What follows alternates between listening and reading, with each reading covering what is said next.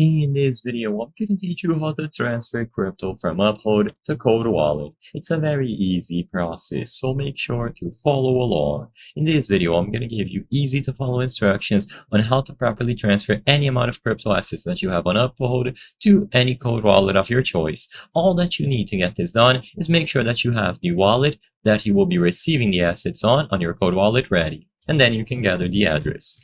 First, inside of Uphold, all that you have to do is either tap the specific crypto asset, so for example Bitcoin, or you go over to the transact window, whatever you prefer.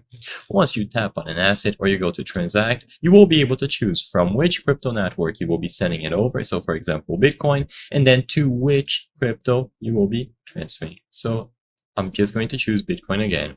Then after you select the corresponding wallets here, you will be able to enter the recipient's wallet address. So this refers to the wallet address of your Cold Wallet. All that you have to do is gather the address and then paste it right here.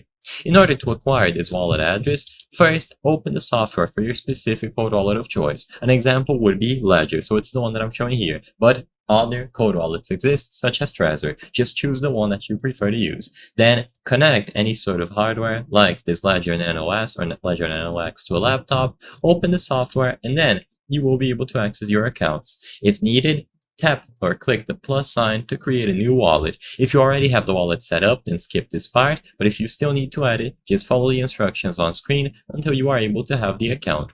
Once the account is created, you will be given the address. So as you can see, all that you have to do now is copy this wallet address. You will be using this address to receive your assets from Uphold. So just paste it here and you will be able to select continue. Be aware of any included fees, and I recommend sending a small amount first to make sure it works before sending all the rest. I hope I was able to help you on how to transfer crypto from Uphold to Cold Wallet. If this video helped you, please be sure to leave a like and subscribe for more very easy tips. Thank you for watching.